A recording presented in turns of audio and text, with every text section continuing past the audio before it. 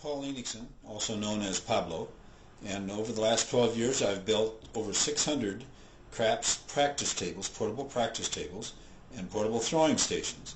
They're now available at wholesale prices. My website is pabloscrapsunits.com, and it's listed at the bottom of this video. Stop by and check them out, and enjoy the following video. Welcome back to the Craps Pit. Today we're going to talk about come bets. Let's move over here to the pass line. Let's say the player is standing here at the end, and he's got the dice, and not necessarily a 7. He's going to make a minimum bet, $5 bet.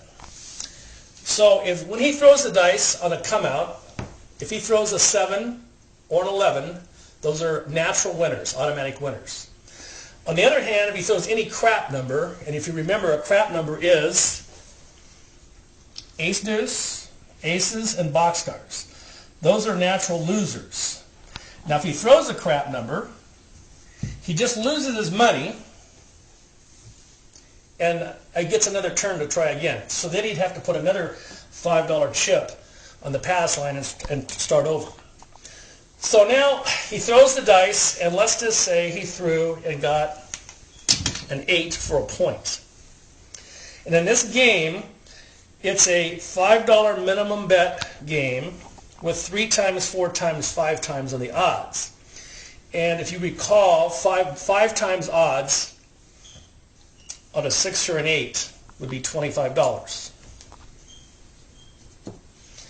Now you get the dice and throw again. So now you want to bet a come bet. He puts $5 in the come, and let's say he throws the dice and it lands on a 9.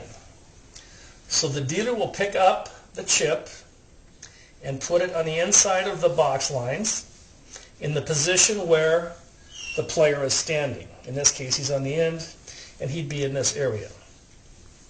So now he has an opportunity to put odds on this bet, just like the odds behind the line.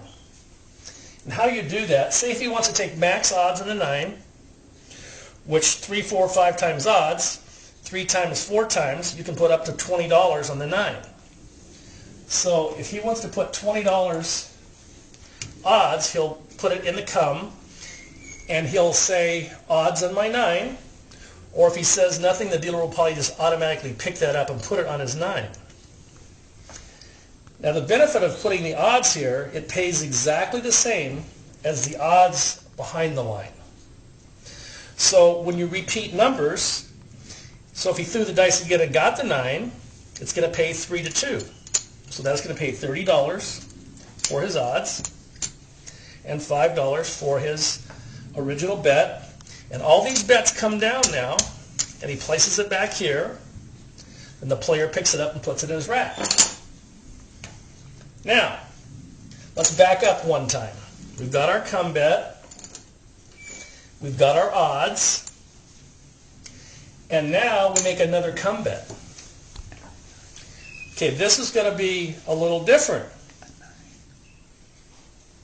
And another 9 is thrown. So it's going to be a little different because it's called off and on.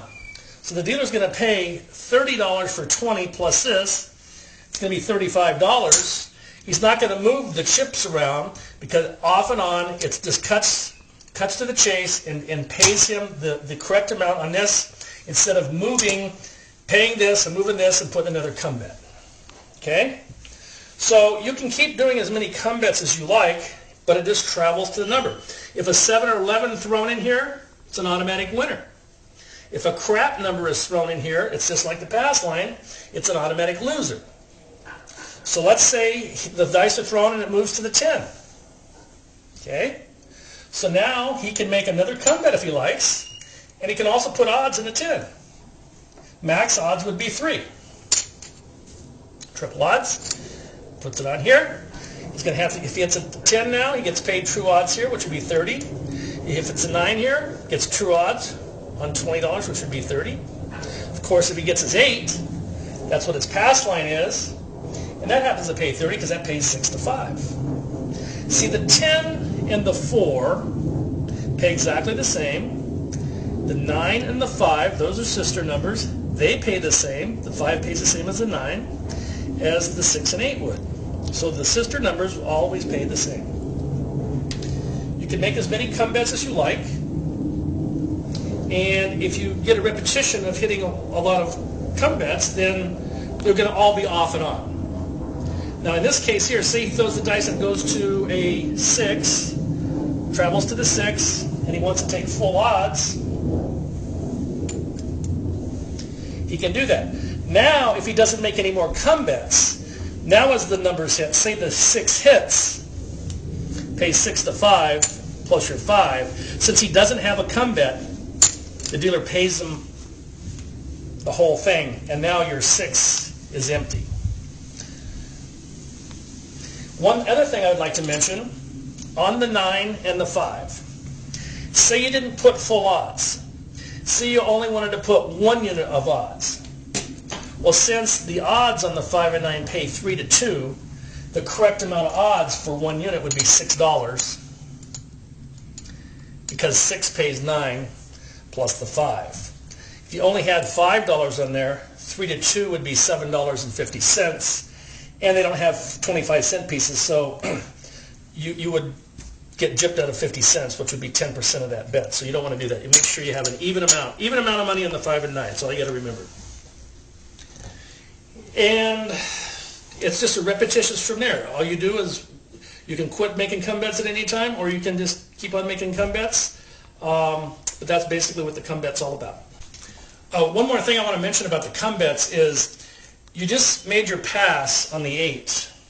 So they're going to pay you 6 to 5 in the back, even money on the front. And now you're coming out again. The puck goes off, so you're coming out for a new point cycle. So what I didn't mention is these come bets here, the base bet is working. The odds are not working. So if you were to throw a 7, you would get your odds back because they're not working, and you would lose your come bet. On the other hand, on the second point, if you threw, say, a 9, you're going to get your odds back because it wasn't working, but they're going to pay you for the 9, even money, and the puck will move to that number. So I just wanted to make you aware of that. The base bet on a come bet is always working on a new come out point cycle. If it hits the number, you get paid even money. If it hits a 7, you lose.